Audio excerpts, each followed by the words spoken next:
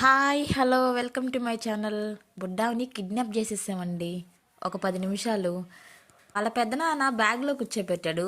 స్కూటీలో ముందర చూడు ఎలా కూర్చోందో, భయం కూడా లేదండి. ఇంకా మా ఫ్రెండ్ ఉండి మా దగ్గర ట్యాగులు ఉన్నాయి, రాశ్రావణి ఇస్తాను అని చెప్పింది. ఇంకా నేనుండి ఇంకా వాళ్ళ ఇల్లు కొంచెం దూరం అనమాట. ఇంక నేను నడిచి వెళ్ళలేక నేను రాలేనులే అన్నాను. అప్పుడే మా వారైతే వచ్చారు. ఇంకా మా వారిని పిలిచాను, రా అక్కడ దాకా మా ఫ్రెండ్ ట్యాగులు ఇస్తా అన్నది తెచ్చుకుందాము అని చెప్తే వచ్చాడు. ఆ బుడ్డావుని ఇలాగ మాతో తిప్పుతా ఉంటే జాలి జాలిగా తిరిగేస్తుంది. ఇంకా మా ఫ్రెండ్ ట్యాగులు అయితే ఇచ్చింది, అవి తీసుకుని మళ్ళీ ఇంటికైతే వెళ్తున్నాము. అంటే నేనైతే ట్యాగులు ఎప్పుడు ఇలా ఉడకబెట్టలేదు.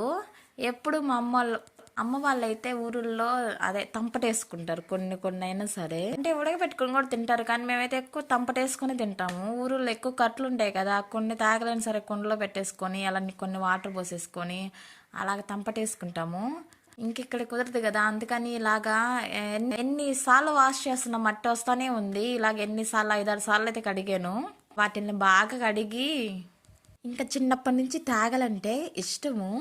మామూలుగా అయితే మా నాన్న వేస్తాడు, కానీ ఈసారి కొంచెం పని ఎక్కువ వల్ల ఊర్లో నారత్ల వల్ల అసలుకి ఈసారి వేయలేదు, మనకి తీరికలాగా వేయలేదు. తేగలైతే ఉడకబెట్టేశాను. మా వారు చెప్తున్నారు ఇంకొంచెం ఒక్క రోజు సేపు కానీ ఉంచుంటే బాగుండేది అని చెప్పాడు. కొంచెం ఉడకాలి, బాగానే